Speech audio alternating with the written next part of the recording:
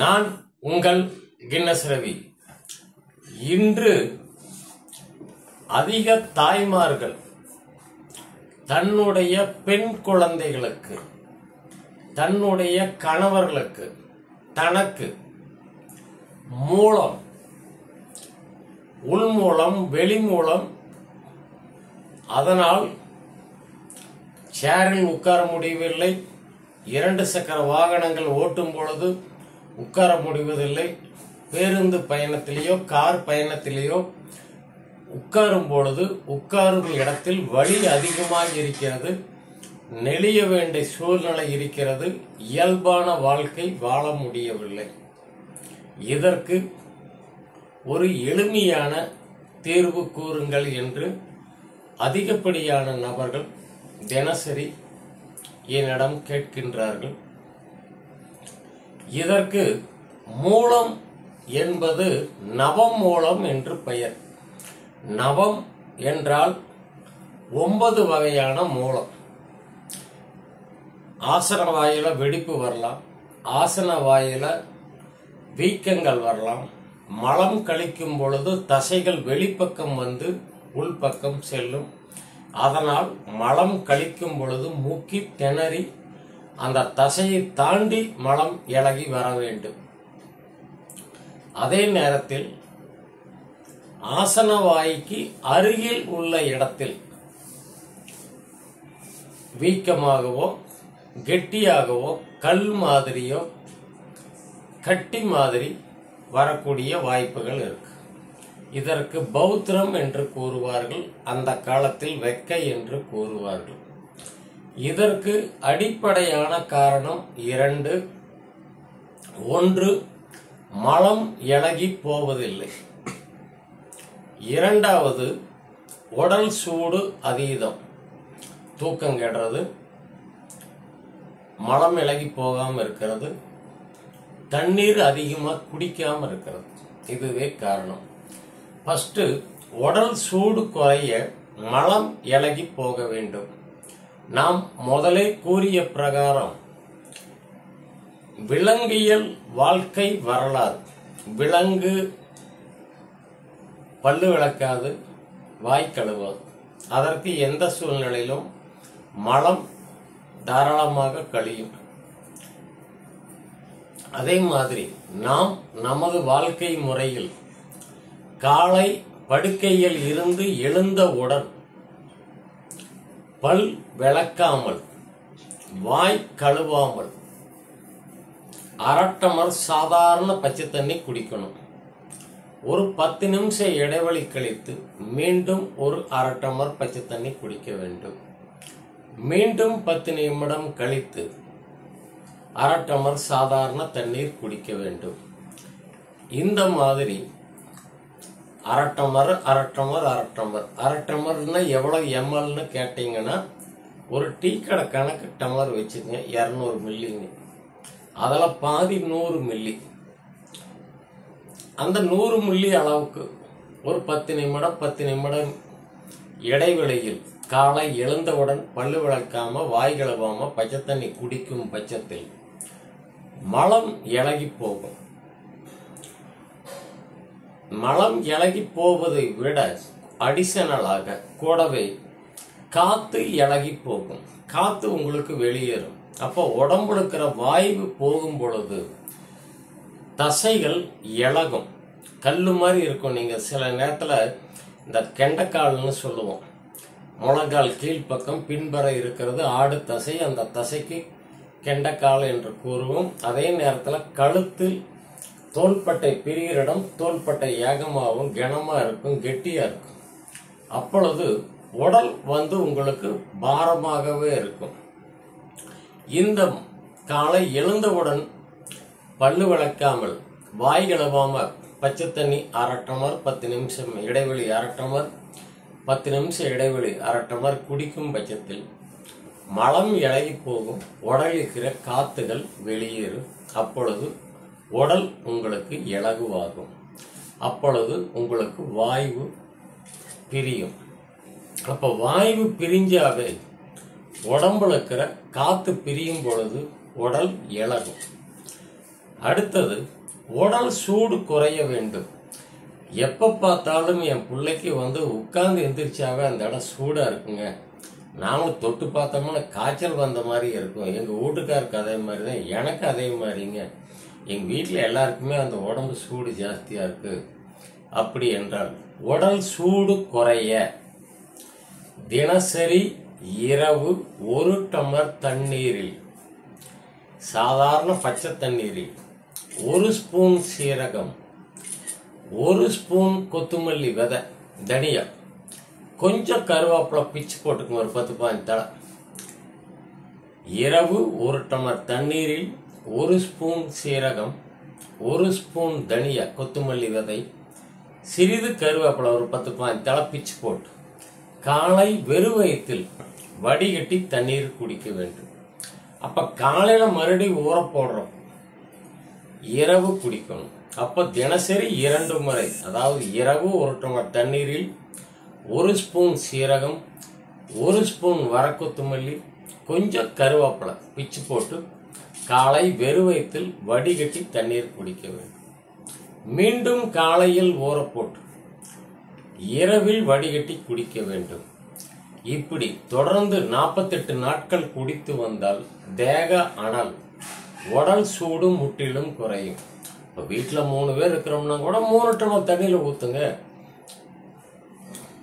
3 spoon சீரகம், 3 spoon தனியா, கொஞ்சம் கருவேப்பிலை பிச்சு போடுங்க. காலை எழுந்தவுடன் ஆளுக்கு 1 டம்ளர் பத்தண்ணி குடிங்க உணவுக்கு முன்பு. அதே மாதிரி இரவு உணவுக்கு முன்பு.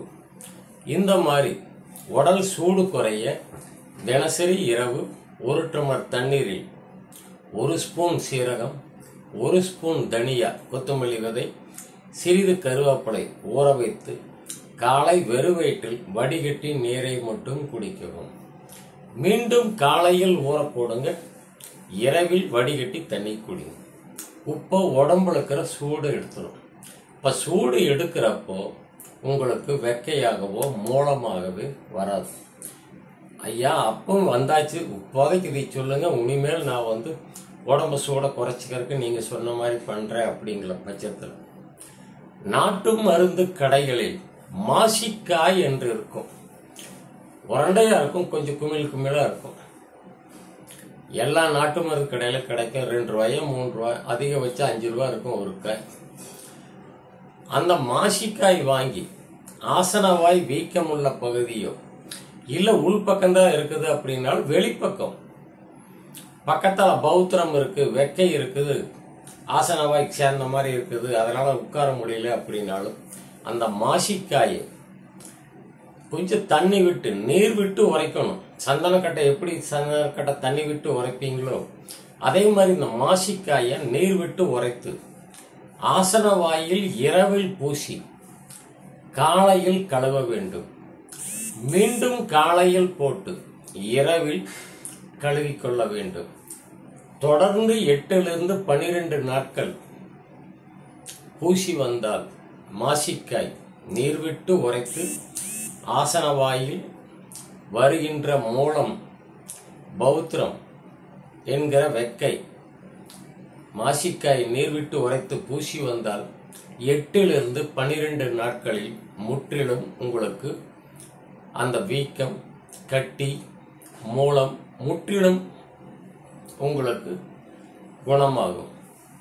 சின்ன குழந்தையிலிருந்து பெரியவங்கள இருக்கு. நாம ஆரம்பத்திலிருந்தே அந்த பயிற்சிகளை நாம கொண்டு வரணும்.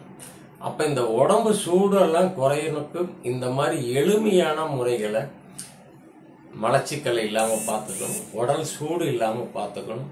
அதையும் தாண்டி வரும் பட்சத்துல மாசிக்காய் நீர்விட்டு உரைத்து ஆசனவாயில் பூசி வந்தால் மூலம் முற்றிலும் குணமாகும். ஐயோ இப்போதைக்கு என்னால வலி தாங்க முடியல, இதுக்கு ஒரு அடுத்த உடனடியா வலி குறையிற மாதிரி ஒண்ணு சொல்லுங்க அப்படின்னா, இதே நாட்டு மருந்து கடையில ஃபிஸ்டானில் அப்படின்னு ஒண்ணு இருக்கும். FISTONIL, ஃபிஸ்டானில் கேப்சூல் மாதிரி இருக்கும். பெரிய வெங்காயம் வேருடன் இருக்கிற மாதிரி இருக்கும். எல்லா நாட்டு மருந்து கடையில இருக்கா இல்லைன்னு தெரியல, நம்ம ஊர்ல எல்லா பக்கம் இருக்குது. ஃபிஸ்டானில் இந்த மாத்திரையில வெளிப்பக்கம் பெரிய வெங்காயம் வேரோடு இருக்கிற மாதிரி இருக்கும். அதுல கேப்சூல் ஒரு அட்டையில 10 இருக்கும். அதை தினசரி காலை, மதியம், இரவு சாப்பாட்டுக்கு பின் ஒவ்வொன்று சாப்பிட்டு வந்தா, தொடர்ந்து ஒரு 5 நாளைக்கோ 6 நாளைக்கோ சாப்பிட்டு வந்தால் உடனடியாக வலி குறையும். அதுக்கப்புறம் இந்த மாசிக்காய் போட போட முற்றிலும் குணமாகும்.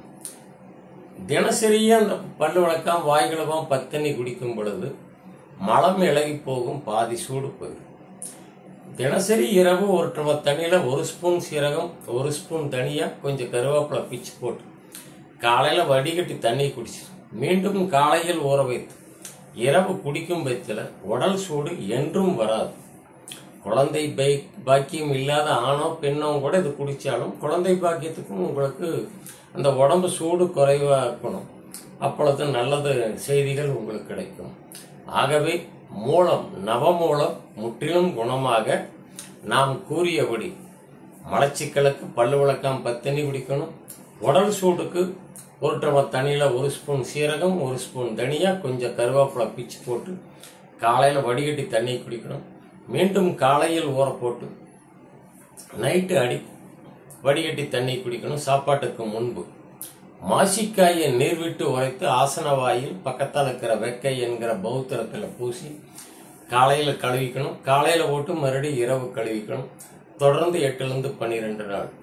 அதையும் தாண்டி உடனடியா வலி நிக்கணும்னா ஃபிஸ்டோனில் அப்படின்னு கேப்சூலுக்கும் நாட்டு மருந்து கடையில பெரிய வெங்காயம் வேரோட போட்டிருக்கும். அந்த அட்டையில் இருக்கிற கேப்சூல் வாங்கி காலை, மதியம், இரவு சாப்பாட்டுக்கு பின் ஒவ்வொன்று சாப்பிட்டு வந்தால் உங்களுக்கு மூலத்தினால் வரக்கூடிய வலிகள் முற்றிலும் குணமாகும். பெண் குழந்தைகளுக்கு தினசரி ஒரு மனிதனோட தேவை 5 லிட்டர் சாதாரண தண்ணீர் குடிக்கணும். ஒட்டுக்கா நம்ம 1/2 டம்ளர் 1 டம்ளர் குடிக்கிறத விட கொஞ்சம் கொஞ்சமா காட்டமர குடிக்க உடம்புல நீர் சத்து அதிகரிக்கும். அந்த ஒண்ணுக்கு அந்த சிறுநீர் கழிக்கும் பொழுது உடம்புல இருக்கிற சூடுகள் உங்களுக்கு கழியும், குறையும்.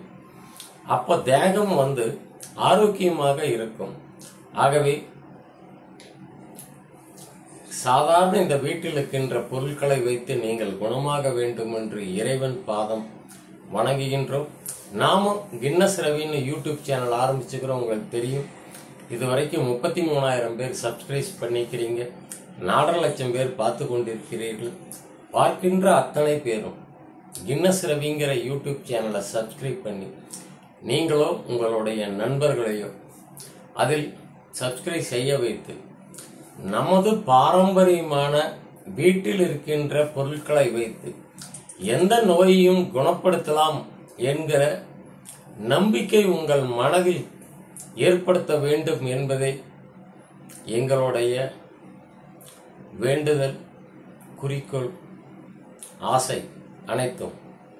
ஆகவே கின்னஸ் ரவிங்கிற யூடியூப் சேனலை பார்த்து நமது பாரம்பரியமான வைத்திய முறைகளை கண்டறிந்து கேட்டறிந்து பயன்படுத்தி நீங்க நீண்ட ஆயுளுடனும் நிறைந்த ஆரோக்கியத்துடனும் வாழ வேண்டும் என்று இறைவன் பாதம் வணங்குகின்றேன்.